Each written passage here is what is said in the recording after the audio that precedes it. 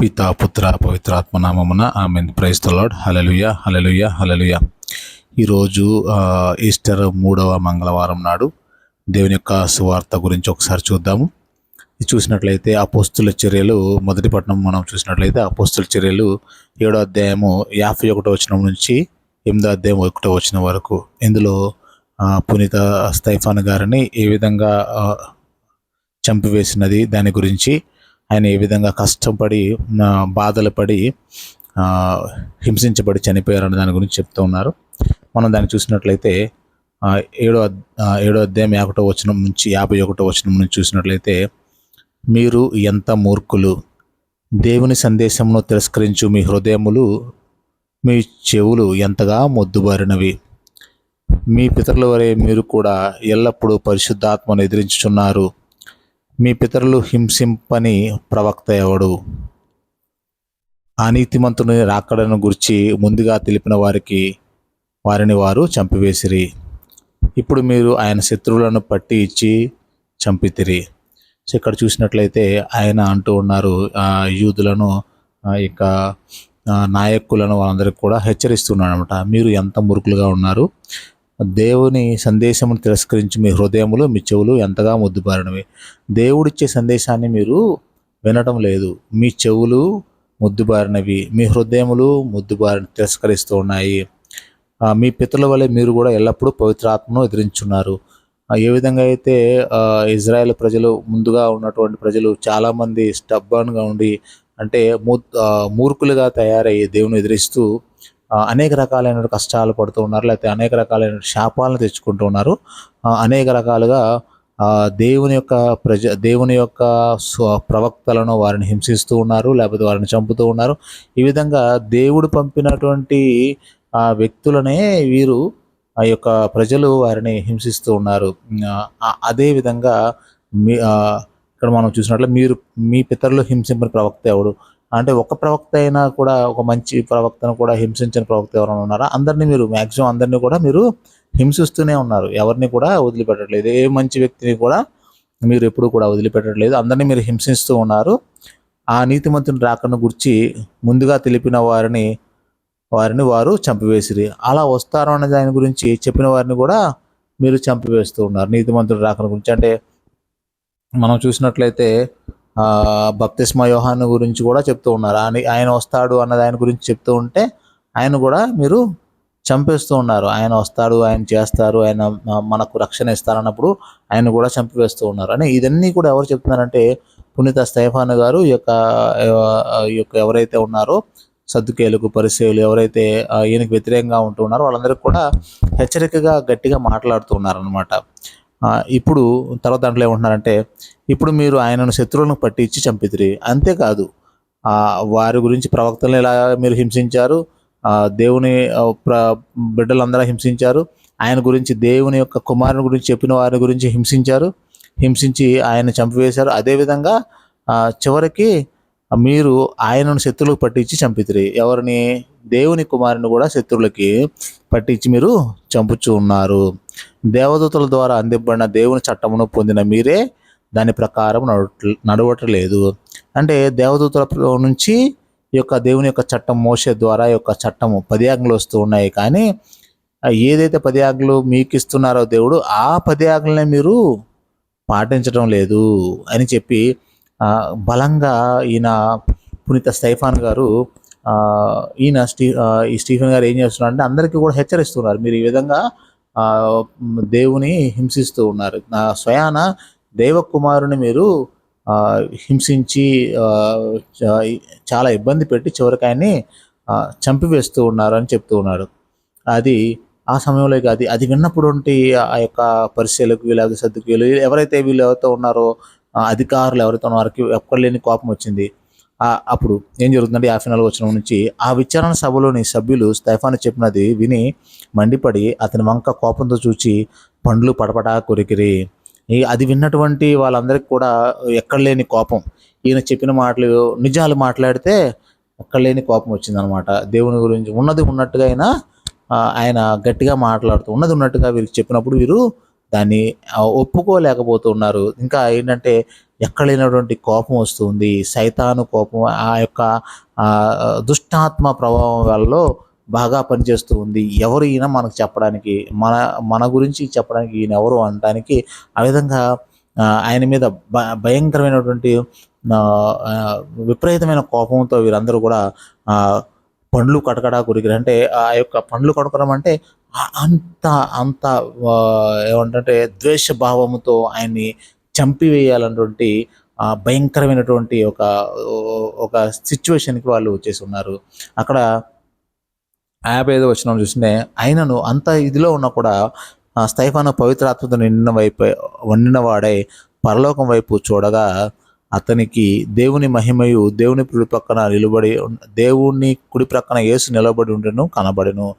ఇంత ఇలాంటి సిచ్యువేషన్లో కూడా ఏం చేస్తున్నారంటే ఇంత మాట్లాడుతున్నారు, వాళ్ళంతా ఎదిరిస్తూ ఉన్నారు, ఆయన్ని చంపాలని చూస్తున్నప్పుడు స్తెఫాను గారు ఏం చేస్తున్నారంటే పవిత్రాత్మతో నింపబడుతూ ఉన్నారనమాట.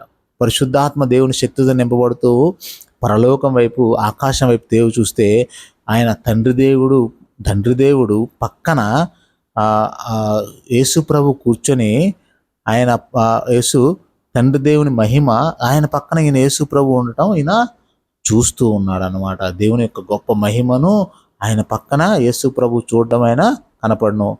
అప్పుడు ఆయన ఏం చెప్తున్నాడంటే, అతడు చూడుడు పరలోకము తెరవబడిన ఉన్నట్లు నాకు కనపడుచున్నది, మనుష్య కుమారుడు దేవుడి కుడి ప్రక్కన నిలబడి ఉన్నాడు అని పలికడు. ఇగో చూడండి, నాకు దేవుడు చూపిస్తూ ఉన్నాడయ్యా, ఇగో మీరు ఇంతగా ఆయన హింసించారే, చంపారే, ఆయన కొట్టారే, చేశారే, ఆ వచ్చినటువంటి ప్రవక్తలందరూ హింసించారే, మీరే మీకోసమే 10 ఆజ్ఞలు ఇస్తే మీరే ఆ 10 ఆజ్ఞలు పాటించకుండా మిగతా వాళ్ళకి చెప్తూ కొన్ని వందల వేల ఆజ్ఞలు ఇస్తూ ఉన్నారు. అయ్యా మీరు పాటించరు, మీ వాళ్ళు పాటించే వాళ్ళు కూడా పాటించారని చెప్పి వారందరికీ కూడా చెప్తూ ఉంటే చివరికి చెప్తూ మళ్ళీ ఏమంటున్నాడంటే ఆయన, ఇదిగో చూడండి, నేను ఇప్పుడు చూస్తూ ఉంటే పరలోకంలో యేసయ్య ఇదిగో తన తండ్రి పక్కన కుడి ప్రక్కన నిల్చొని ఉన్నాడు, ఆ మహిమ దేవుని యొక్క గొప్ప మహిమ కనపడుతూ ఉన్నా అని ఆయన చెప్తూ ఉన్నాడు ఆ పరిశుద్ధాత్మ శక్తితో. ఇది విని వారందరూ కేకలు వేయచ్చు, చెవులు మూసుకుంటారు. ఇది చాలా ఈయనేంటి మనకెంత ఇదిగా చెప్తున్నాడని చెప్పేసి వారందరికీ ఎక్కడలేని కోపం, భయంకరమైనటువంటి ఏమంటారంటే ఆయన చంపివేయాలన్నటువంటి ఒక గొప్ప ఒక పట్టుదలతో వాళ్ళు ఆ యొక్క ఇదితో వాళ్ళు వచ్చేస్తున్నారనమాట. ఇది విని వారందరూ కేకలు వేయచ్చు, చెవులు మూసుకుని పిమ్మట వారందరూ ఒక్కమ్మడిగా అతనిపై విరుచుకుపడి అందరూ కూడా ఒక మందలాగా, ఒక గుంపులాగా అందరూ కలిసి ఈ యొక్క స్తెఫాను ఉండడానికి వీల్లేదు, ఇతను మరీ ఎక్కువగా చేస్తున్నాడు, వాళ్ళందరినీ కూడా హింసిస్తున్నాడు ఈయన మాటల ద్వారా అని చెప్పి వీళ్ళు ఏం చేస్తారంటే అతనిపై విరుచుకుపడిరి. అతని నగరమున బయటకు తరుముకొని పోయిరి. అతనిని నగరము బయటకు యెరూషలేము నుంచి బయటకు తీసుకొని వెళ్ళిపోతూ ఉన్నారు. బయటకు తీసుకొని తరుముకొని పోయి రాళ్లతో కొట్టిరి. ఆయన అందరూ ఏం చేస్తున్నారంటే ఆ గుంపు అందరూ కూడా ఆయన తీసుకొని ఈడ్చుకొని లాక్కొని పోతూ ఉన్నారు, తరుముకొని పోతూ ఉన్నారు, రాళ్లతో కొట్టిరి. సాక్షులు తమ పై వస్త్రములను తీసివేసి సౌలు అనే యువకుని పాదముల చెంత ఉంచెను. ఎవరైతే సౌలు అనే ఒక యువకుడు ఉన్నాడో, క్రైస్తవులను హింసిస్తూ ఉన్నాడో అతని పాదాల దగ్గర ఉంచుతున్నారన్నమాట. ఆ సౌలే తర్వాత పౌలుగా మారుతూ ఉన్నాడనమాట. ఆయన యేసుప్రభు నమ్మకం ముందు ఉన్నటువంటి ఆ సౌలు, ఆయన పేరు సౌలుగా ఉంటూ ఉంది, అతని పాదాల దగ్గర వాళ్ళ యొక్క వస్త్రాలను పెడుతూ ఉన్నారు. ఇతన్ని అందరూ కూడా రాళ్లతో కొట్టుకుంటూ ఆయనకి బయటకు తీసుకొని వస్తూ ఉన్నారు. తర్వాత తరుముకుని పోయి రాళ్లతో కొట్టిరి. సాక్షులు తమ పై వస్త్రం తీసివేసి సౌలు అనే యువకుని పాదముల చెంత ఉంచిరి. వారు ఇంకనూ రాళ్లతో కొట్టుచుండగా, అంటే అందరూ కలిసి రాళ్లతో కొట్టి కొట్టి కొట్టి కొట్టి చచ్చిపోయే వరకు కూడా స్తెఫాను గారిని చచ్చిపోయే వరకు కూడా రాళ్ళు తీసుకొని కొన్ని వందల మంది ఆయన కొడుతూ కొడుతూ కొడుతూ హింసిస్తూ ఉన్నారు. ఒక రాయి దెబ్బ మనం చూస్తే, ఒక రాయి మనకు తగిలితే మనం తట్టుకోగలం, ఒక్క రాయి తప్పితేనే మనం పడిపోతూ ఉంటామండి. కానీ ఆయన చనిపోయేదాకా కూడా రాళ్లతో కొడుతూనే ఉన్నారు. అందరూ కూడా రాళ్ళు వేసి కొడుతూ కొడుతూ కొడుతూ అతన్ని చివరికి కొడుతూ ఉంటే అప్పుడు ఆయన ఆ నొప్పిని తట్టుకోలేక ఆయన తట్టుకోలేరు కదండి, ఎవరైనా కూడా ఆ నొప్పి తట్టుకోలేరు. ఎందుకంటే అది తట్టుకోలేనటువంటి నొప్పి. అంతగా వారందరూ కూడా ఆయన్ని హింసిస్తున్నప్పుడు వారు ఏం చేస్తున్నారంటే స్తెఫాను గారు ఏం చేస్తున్నారంటే ఆయన మోకరించి ఇట్లు ప్రార్థిస్తున్నాడు, యేసు ప్రభు నా ఆత్మను గైకొనము అని ప్రార్థించను. ఆపై మోకరిల్లి, ప్రభువు ఈ పాపం వీరిపై మోపకము అని పలికి మరణించను. ఆయన ఏం చేస్తున్నారంటే మోకరించి దేవునికి, ప్రభువా, యేసు ప్రభువా నా ఆత్మను తీసుకోండి నాయన.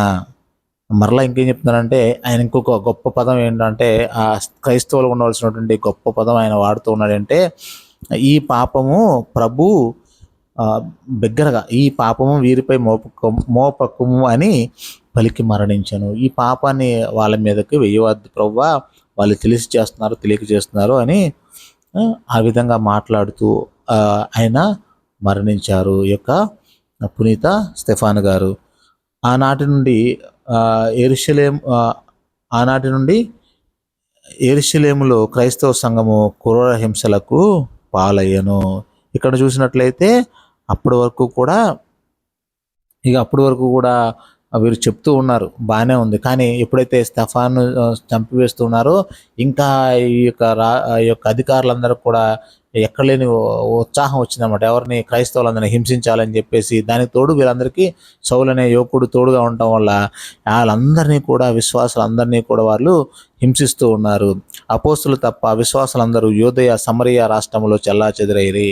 అపోస్తులు ఈ 12 మంది అపోస్తులు ఉన్నారు, కానీ మిగతా వాళ్ళందరూ కూడా పారిపోతున్నారన్నమాట. ఈ విధంగా చంపేస్తున్నారని చెప్పేసి ఎవరి కాళ్ళు ఈ విధంగా పారిపోతూ ఉన్నారు. ఈ విధంగా ఆయన్ని హింసించి పునీత స్టెఫాను గారిని చంపివేయడం జరిగింది. ఆయన దేవుని పాదాల చెంత వారిని క్షమించి వారిని మరణించడం ఆయన జరుగుతుందన్నమాట. ఇది మొదటి పట్టణం గురించి మనం చూసుకున్నట్లయితే. రెండో పట్టణం మనం చూసినట్లయితే యోహాను సువార్త 6వ అధ్యాయము 30వ వచనం నుంచి 35వ వచనం వరకు. యోహాను సువార్త 6వ అధ్యాయము 30వ వచనం నుంచి సువిశేషం మనం చూసినట్లయితే 30వ వచనం నుంచి 35వ వచనం వరకు. అంతటా నిన్ను విశ్వసించుటకు మాకు ఏమి గుర్తును ఇచ్చేదవు అని, ఏమి చేసేదవు అని వారు మరలా ప్రశ్నించను. వీరు ఏం చేస్తున్నారంటే వీరందరూ కూడా శిష్యులు, కానీ ఈయన నేనే జీవాహారాన్ని, నేనే యొక్క మార్గాన్ని అని చెప్తూ ఉంటే అక్కడ వచ్చిన ప్రజలు కానీ వీళ్ళందరూ కూడా అడుగుతున్నారు అనమాట. ఏంటంటే నువ్వే యొక్క దేవుడు లేదా నువ్వే యొక్క రాజు అంటాకి మాకేమైనా గుర్తిస్తావా? ప్రజలందరూ అడుగుతున్నారనమాట. వారందరూ ఏం చేస్తున్నారంటే ఆయన కోసం వస్తున్నారు. దేనికోసం వస్తున్నారు? ఆయన కోసం వస్తున్నారంటే ఆయనకి ఇదేది బ్రెడ్ కోసము, లేకపోతే ఆయన ఏదో డబ్బులు ఇస్తాడు, ఆయన రాజు అవుతాడు ఆయన అనుకున్నారు. కానీ ఈయన ఏమంటున్నాడంటే అది కాదు, నేను జీవాహారం అంటూ ఉన్నాడు. నేను ఇచ్చేది జీవాహారం అంటే ఈ విధంగా నేను దేవుని కుమారుని చెప్తూ ఉంటే, అయితే నువ్వు దేవుడి కుమారు అయితే నిన్ను విశ్వసించడానికి అయితే గుర్తు ఏది అని అడుగుతున్నారు. వీళ్ళు గుర్తును అడుగుతూ ఉన్నారు. అప్పుడు ప్రభు అంటున్నారు, వారు భుజించుటకు ఆయన పరలోకం నుంచి ఆహారంను ప్రసాదించను. వారు భుజించుటకు ఈ పరలోకం నుంచి ఆహారంను ప్రసాదించను అనేది రాయబడి ఉంది. పాత నిబంధనలో రాయబడిన దాన్ని ప్రభు కోట్ చేసుకుంటూ చెప్తున్నారు అనమాట. మా పితరులకు ఎడారిలో మన్నాను భోజనము లభించను అని వారు ఆయనతో చెప్పిరి. అప్పుడు ఈయన ఈ మాట చెప్పినప్పుడు వీళ్ళు ఏమన్నారంటే, ఎడారిలో మా తల్లిదండ్రులకు, మా పూర్వులకు దేవుడు మన్నాను ఇచ్చాడు. వీళ్ళకి ఎప్పుడు కూడా ఏంటంటే చెప్తూ ఉన్నాం కదా, ఈ రొట్టెలు దొరికినాయి 5,000 మందికి. ఎప్పుడు కూడా ఇక భోజనం గురించే ఇంకో రెండో ఒక ఉద్దేశం లేదు. శుభ్రంగా తినాలి, శుభ్రంగా ఉండాలి, అంతే. అదే యొక్క ఆలోచనతో ఉంటే ప్రభు ఈయన పరలోకం నుంచి ఆహారం వస్తుంది అంటే, మాకు పరలోకం నుంచి అంటే దేవుడు మాకు మన్నానిచ్చాడు అని చెప్తూ ఉన్నారు. నిజమే, దేవుడు వారికి మన్నానిచ్చారు, పరలోకం నుంచి వచ్చే ఆహారంను. అప్పుడు యేసు ఏమంటున్నాడంటే, పరలోకం నుంచి వచ్చే ఆహారము మోషే మీకు ఇవ్వలేదు.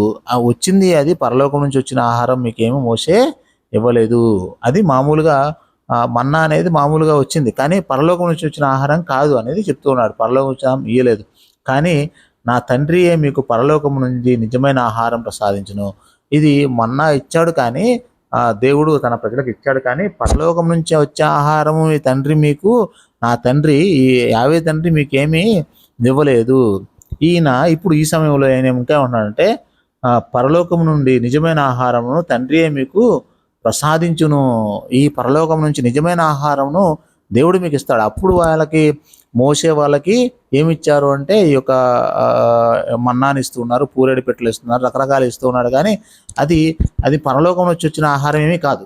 అది మామూలుగా ఆహారం, వారికి ఏదో ఆహారం కావాలి, ఆహారాన్ని ఇస్తూ ఉన్నాడు. కానీ దేవుడు మీకు ఇప్పుడు పరలోకం నుంచి వచ్చే ఆహారాన్ని ఇస్తూ ఉన్నాడు, దేవుడు మీకు ఇప్పుడు ప్రసాదిస్తున్నాడు అని అంటూ ఉన్నాడు. దేవుని ఆహారం పరలోకం నుంచి దిగి వచ్చి లోకమును లోకమునకు జీవమును వసుగును. అయితే ఈయన ఏమంటున్నారంటే, మళ్ళీ ఏమంటున్నారంటే యేసయ్య, దేవుని ఆహారం పరలోకం నుంచి దిగి వస్తూ ఉంది. దేవుడు ఇచ్చినటువంటి ఆహారము పరలోకం నుంచి కిందకి దిగి వస్తూ ఉంది. తర్వాత లోకమునకు జీవము నొసుగును. ఈ ఆహారం పరలోకం నుంచి దిగి వచ్చే ఆహారము లోకమునకు జీవము నొసుగును. లోకం అంతటికి కూడా ఇది జీవాన్ని ఇచ్చే ఆహారం అని అంటూ ఉన్నాడు. అప్పుడు వీళ్ళు ఏమంటున్నారంటే, ఇప్పుడు దాకా మనకు తెలిసిన విషయమే కదా, వీళ్ళ బాధ అంతా కూడా తినడం గురించి, తాగడం గురించి, ఉండటం గురించే తప్ప ఇంకొక ఆలోచన లేదు. ఇప్పుడు వీళ్ళు ఏమంటున్నారంటే, అప్పుడు అయ్యా ఎల్లప్పుడూ ఆహారం అయ్యా ఎల్లప్పుడూ ఆ ఆహారంను మాకు వసగుము అని వారు అడిగిరి. అయితే ఎప్పుడు కూడా మాకు మళ్ళీ అడుగుతున్నారు అన్నమాట యేసు ప్రభునే, అదిగో తండ్రి, మాకు ఎప్పుడు కూడా ఆహారాన్ని ఇవ్వండి, మేము ఇంక ఏం పని చేయం, ఇంకా మేము ఎప్పుడు కూడా శుభ్రంగా ఉంటాం, కాబట్టి మాకు ఎప్పుడు కూడా మీరు ఆ పరలోకం నుంచి వచ్చే ఆహారాన్ని మాకు ఇవ్వండి అని అడుగుతూ ఉన్నారు. అంటే వాళ్ళు ఏమంటే పరలోకం నుంచి వచ్చే ఆహారం ఇవ్వండి అంటే వాళ్ళ ఉద్దేశం శారీరక ఆహారం గురించే వాళ్ళకి మాట్లాడుతున్నారు. యేసు ప్రభు మాట్లాడేది ఆత్మీయ ఆహారం గురించి యేసుప్రభు మాట్లాడుతాం.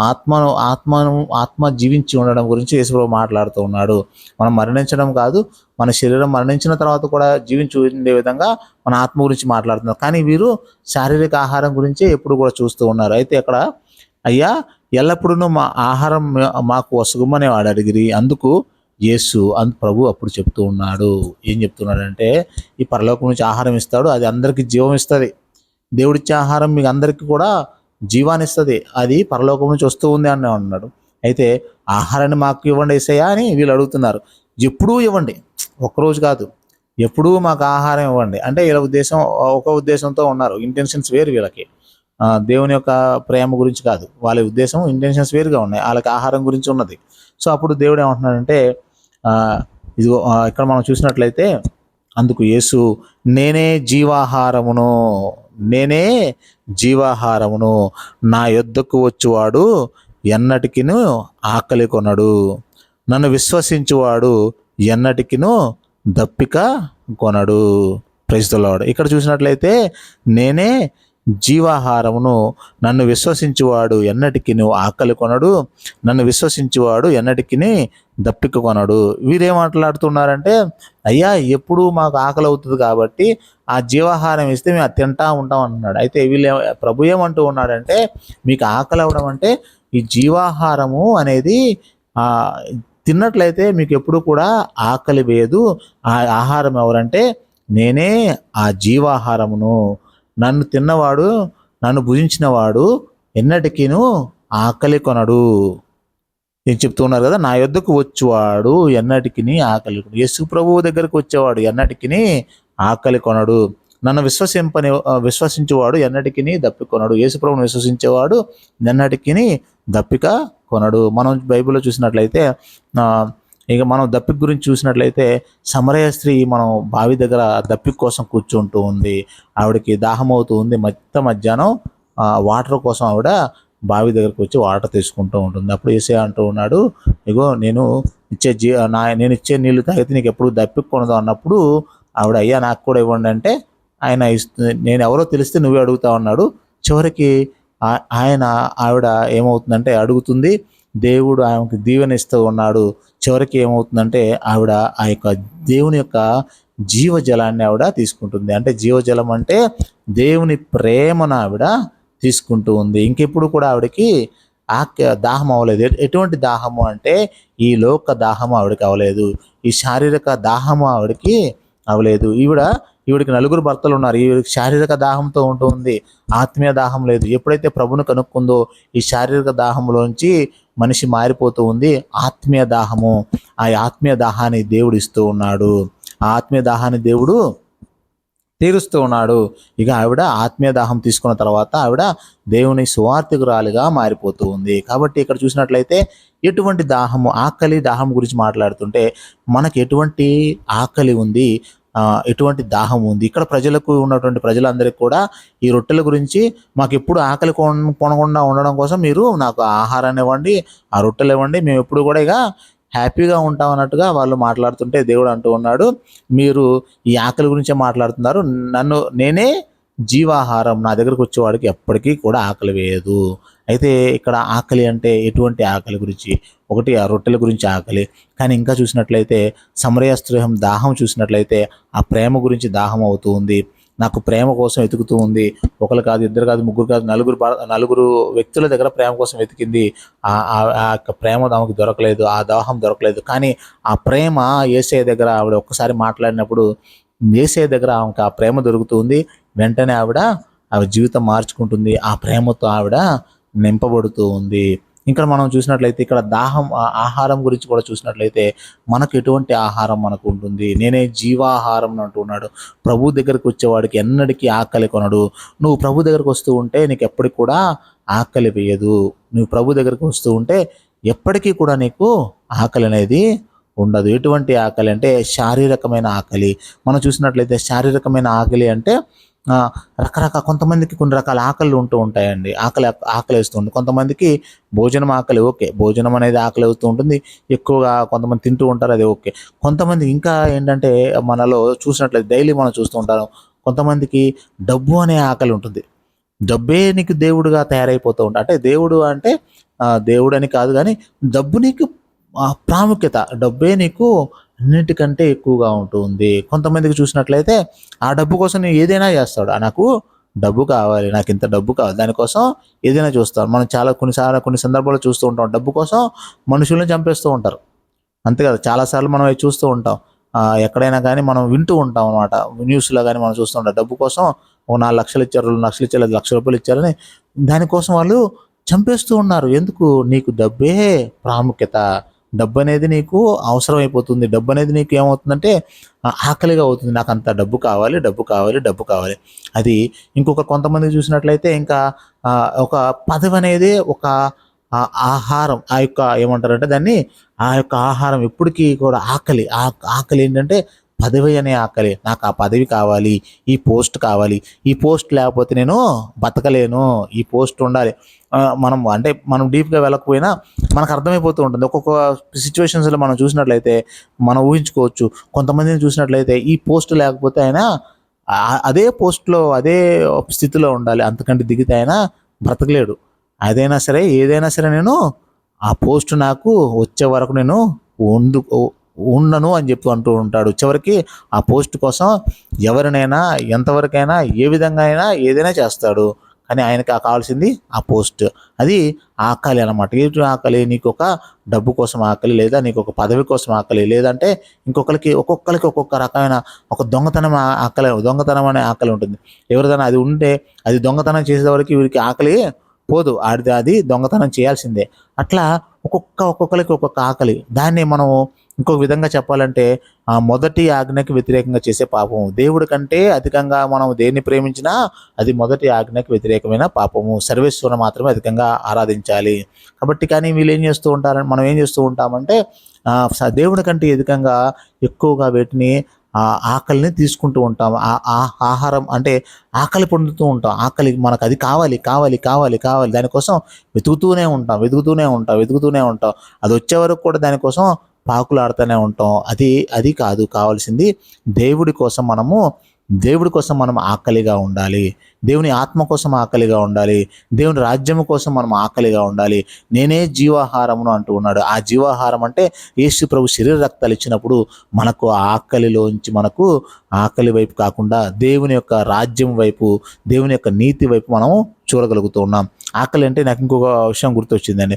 ఒక వ్యక్తి నేను ఒకసారి కలిసినప్పుడు ఆయనతో మాట్లాడుతూ ఉంటే నాకు కొంచెం పరిచయం ఉన్న అతను. నేను అడిగాను అనమాట. ఇప్పుడు చాలా కాలం, ఒక 20-30 సంవత్సరాల క్రితం ఒక అతన్ని వీళ్ళు కోర్టులో కేసు అయింది. ఒక అతన్ని వీళ్ళందరూ కలిసి కొంతమంది చంపేశారనమాట. చంపేస్తే అదేంటండి మీరు అలా చేయొచ్చు కదా అంటే, అప్పుడు ఆయన ఏమన్నాడంటే నాకు అది చాలా ఒక విధంగా అనిపించింది అనమాట. ఆయనతో మాట్లాడినప్పుడు, మీరు అందరూ కలిసి ఒక వ్యక్తిని ఏదండి చంపేశారు కదా అంటే, నేను ఉన్నాను సార్, మాకు ఆకలేసిందండి చంపేశామండి అన్నాడు. నాకు అర్థం కాలేదు. ఆకలి అంటే ఇటువంటి ఆకలి కూడా ఉంటుందా? ఒక వ్యక్తిని చంపడానికి కూడా ఆకలి ఉంటుందా? చూడండి. అంటే అతను దానికి చంపేస్తూ ఉన్నారు. తర్వాత వాళ్ళందరూ కూడా జైల్లో ఉన్నారు. చాలా సంవత్సరాలు జైల్లో అనుభవించి కొంతమంది చనిపోయారు, కొంతమంది బ్రతికి ఉన్నారు. అందులోనే ఇంకొక అతను నేను మాట్లాడినప్పుడు అతనితో ఉన్నటువంటి అతనికి, సార్ మాకప్పుడు ఏం చేస్తున్నామో మాకు తెలియదండి, ఇప్పుడు యేసు ప్రభువుని నేను నమ్ముకున్నాడు, ఇవన్నీ నేను వదిలేశాను అంటున్నాడు. కానీ చూడండి, ఆ ఆకలి నీకు అక్కడ ఎటువంటి ఆకలి నువ్వు కలిగి ఉన్నావు, ఎటువంటి ఆకలి నువ్వు కలిగి ఉన్నావు? దేవుడికి సంబంధించిన ఆకలి మనకి కలిగి ఉండాలి. దుష్ట ఆకలి మనము ఈ యొక్క పదవి కోసం కానీ, పేరు కోసం కానీ, లేదా డబ్బు కోసం కానీ మనము ఆకలి కలిగి ఉన్నప్పుడు అది ఎక్కువగా అయినప్పుడు మనకేమవుతుందంటే అది దేవునికి వ్యతిరేకంగా, మొదటి ఆజ్ఞకు వ్యతిరేకంగా అవుతుంది. ఏమంటే విగ్రహారాధన, దాన్ని మనం ఒక మాటలో చెప్పాలంటే విగ్రహారాధన అవుతుంది. కాబట్టి మనము అటువంటి వాటికి మనము వెళ్ళకూడదు. అది మనల్ని ఏం చేస్తుందంటే, విగ్రహారాధన చేసినప్పుడు అది మనల్ని నాశనంలోనికి తీసుకొని పోతుంది. నాశనంలోనికి. విగ్రహారాధన అంటే మామూలుగా బొమ్మకి విగ్రహారాధన అంటూ ఉంటారు, అది విగ్రహారాధన అనేది కాదండి. ముఖ్యమైన విగ్రహారాధన ఏమిటి అంటే, దేవుణ్ణి కాకుండా ఏదైనా వస్తువుని కానీ, ఒక మనిషిని కానీ, లేదంటే ఒక పోస్ట్ని కానీ, ఒక డబ్బును కానీ, దేన్నైనా ఇంకెక్కువగా ప్రేమించి దానికోసమే నువ్వు తాపత్రయపడి ఆకలి అయిపోయి చివరికి దానికోసం ఎంతవరకైనా వెళ్ళిపోతూ ఉంటారే, అది విగ్రహారాధన అనమాట. నాకు ఏదైనా కానీ నాకు అది కావాల్సిందే అని చెప్పేసి అది చేసే ఆ యొక్క నాశనంలోకైనా సరే తీసుకొని వెళ్ళిపోతూ ఉంటారే, దాన్నే విగ్రహారాధన అంటారు అనమాట. సో ఆ విధంగా కొంతమందికి ఒక్కొక్కరికి ఒక్కొక్క రకంగా మన అందరికీ మన చుట్టుపక్కల మనం చూసినట్లయితే అది మనలో కూడా ఉంటూ ఉంటుంది. కొంతమందికి ఎట్లా అంటే ఆకలి, ఈ ఫోన్ అనే ఆకలి ఉంటుంది. ఈ ఫోను 24 గంటల ఫోన్ అనే ఆకలిలోనే ఉంటూ ఉంటాం, చాటింగ్ అనే ఆకలిలో ఉంటారు. 95% అందరం కూడా ఇలాగే ఉన్నాం. కాబట్టి మన ఆకలి ఎట్టు ఉంది? మన ఆకలి, నేనే జీవాహారాన్ని అంటూ ఉన్నాడు ప్రభు. నువ్వు ఆకలి నా దగ్గరకు వచ్చేవాడు ఎన్నటికీ ఆకలి ఉండదు. ప్రభు దగ్గరికి వెళ్తే నీకు ఎటువంటి ఆకలి ఉండదు. నువ్వు ప్రభువు మీద ఆధారపడితే, వాక్యం చదువుకొని ఉన్నట్లయితే నీకు ఎటువంటి దప్పిక ఉండదు. ఆ సమరయ స్త్రీకి ఎట్లయితే దప్పిక తీరిపోయి ఆవిడ జీవజలాన్ని పొందుకుందో అటువంటి జీవజలాన్ని పొందుతావు. ఏ విధంగా అయితే యేసు ప్రభు నీకు జీవాహారాన్ని, ఆ యొక్క శరీర రక్తాలను తీసుకున్నట్లయితే, పరిశుద్ధ దివ్య బలి విందులో నువ్వు తీసుకున్నప్పుడు నీవు కూడా ఆ యొక్క శక్తిని పొందుకుంటావు. చాలామంది దేవుని బిడ్డలు, అంటే మనము ఎవరిని కించపరచడం కాదు, కానీ చాలామంది దేవుడి బిడ్డల్లో కూడా ఈ మనం వెతుక్కుంటూ ఉంటే చాలా వాటికి మనము బానిసలైపోతూ ఉంటాం. ఆ పదవి కోసము, లేకపోతే డబ్బు కోసము, లేకపోతే నాకు అది లేదు, నాకు ఇది కావాలి, నాకు అది కావాలి అని చాలా దానికోసం అడిక్ట్ అయిపోతాం. ఒక విధంగా చెప్పాలంటే బానిస అయిపోతాం, నాకు ఇది కావాల్సిందే అని. సో అది ఏమవుతుందంటే, దేవుని సువార్తకు బదులుగా మనమంతా కూడా ఏమవుతూ ఉన్నామంటే, ఈ యొక్క ఆకలిలో పడిపోయి, ఈ లోక ఆకలిలో విగ్రహారాధికులుగా మారిపోతూ ఉన్నాం అనమాట. కాబట్టి దేవుడు కోరుకునేది ఏంటంటే, దేవుడి మీద ఆధారపడాలి. మనకు నేనే జీవాహారమును అంటూ ఉన్నాడు. నేనే జీవాహారమును, నా వద్దకు వచ్చేవాడు ఎన్నటికీ ఆకలి కొనడు. ప్రభు దగ్గరికి వచ్చేవాడు ఎప్పటికీ కూడా ఆకలి కొనడు. నన్ను విశ్వసించేవాడు ఎన్నటికీ దప్పిక కొనడు. నా దగ్గరికి వచ్చేవాడికి ఎప్పటికీ కూడా దాహమేయదు అంటూ ఉన్నాడు. కాబట్టి మనము ప్రభు వైపు చూడాలని ప్రభు కోరుకుంటూ ఉన్నాడు. ప్రభు మీద మనము ఆధారపడాలి. యేసు ప్రభు దగ్గరకు వచ్చిన వాళ్ళందరూ కూడా యేసు ప్రభు మీద ఆధారపడకుండా ఆ రొట్టెల మీద వీటి కోసం వస్తూ ఉన్నారు. అందుకే ఆయన్ని వాళ్ళు జీర్ణించుకోలేకపోయారు. ఆయన రాజు కాదు, దాని ప్రేమ కోసం వచ్చాను, అందరిని ప్రేమిస్తాక వస్తున్నాడు అన్నప్పుడు వాళ్ళు దాన్ని తట్టుకోలేకపోయారు. ఆయన చనిపోయే వరకు ఆయన్ని వదిలిపెట్టలేదు ఆయన. కాబట్టి మనము కూడా అలాంటి విధంగా కాకుండా, విగ్రహారాధికులుగా కాకుండా, ఏ విధంగా అయితే పునీత స్టెఫాన్ గారు దేవుని కోసం నిలబడి ఆయన యొక్క ఆత్మ ఆకలి కొని ఉంది, దేనికోసం? పరిశుద్ధ ఆత్మ కోసం ఆకలి కొని ఉంది. అటువంటి ఆకలి మీకు నాకు కావాలని ప్రార్థన చేసుకుందాం. అదేవిధంగా మన ప్రార్థన కోరినటువంటి ఎంతోమంది మన కోసం ఎంతోమంది మనల్ని అడుగుతూ ఉంటారు కదండి, ప్రార్థన చేయమని. సార్ అన్న భయ్య ప్రార్థన చేయని అని అడుగుతూ ఉన్నప్పుడు అటువంటి వారి కోసం కూడా ప్రార్థన చేసుకుందాం. ఒకసారి ఒక నిమిషం ప్రార్థన చేద్దాం. ఎంతోమంది ప్రార్థన చేయమని అడుగుతూనే ఉంటారు. వారందరి కోసం గుర్తు చేసుకుందాం ఒకసారి. దయగల సర్వేశ్వర, కృపగల తండ్రి, ఈ సమయంలో ప్రభావ మమ్మల్ని ఎంతమంది అయితే ప్రార్థన చేయమని అడుగుతున్నారో వారిని దీవించమని అడుగుతున్నాము. ప్రత్యేకంగా ఈ ప్రార్థనలో యొక్క వాక్యంలో పాల్గొంటున్న వారిని కూడా దీవించండి. దీని ద్వారా మాకు ఆత్మీయ ఆహారాన్ని దయచేయమని అడుగుతున్నాం తండ్రి. నాయన, కొంతమంది ప్రభువనైనా వారి ప్రార్థన చేయమని అడుగుతూ ఉండగా తండ్రి, వారి పేరు నీకు తెలుసు ప్రభువ, వారికి ఉన్నటువంటి కష్టము, వారికి ఉన్నటువంటి బాధ మీకు తెలుసు తండ్రి. ఆయన వారికి ఉన్నటువంటి కొంతమంది ప్రత్యేకంగా ఆర్థిక ఇబ్బందుల్లో పడిపోయి తండ్రి నాయన జీవితాల్లో ఇబ్బంది పడుతూ ఉండగా అటువంటి వారిపై నీ కరుణకు చొప్పుమని అడుగుతున్నాం తండ్రి. నాయన ఎంతమంది అయితే ఆర్థిక ఇబ్బందులు ప్రభువ, అనేక రకాలైనటువంటి ఇబ్బందుల్లో ఉన్నారో, అనేక రకాలైన కష్టాల్లో ఉన్నారో ప్రభువ, అనేక రకాలైన యుద్ధాలలో ఉన్నారో తండ్రి నాయన, ఆ బిడ్డలపై నీ కరుణ చూపండి తండ్రి. నీ యొక్క దీవెన దయచేయండి ప్రభువ. మీ యొక్క ఆశీర్వాదం మా అందరిపై దయచేసి ప్రభువ, ఈ ప్రపంచ శాంతిని మీరు దయచేయమని కోరుకుంటూ ప్రభువ, నీ బిడ్డలపై నీ యొక్క కృపను దయచేసి, ప్రభువే నా కాపరి, నాకు ఏ కొదువ లేదు అన్నట్లుగా ప్రభువ, ఎటువంటి కొదువ లేకుండా ప్రభువనైనా నీ బిడ్డలను నీ మార్గం నడిపించుకొని కోరుకుంటూ ఈ మనవులన్నీ మన ఆదరణ యేసుక్రీస్తు నామమున వేడుకుంటున్నాం తండ్రి. ఆమేన్. Praise the Lord. పితా పుత్ర పవిత్ర ఆత్మ నామమున ఆమేన్. Praise the lord.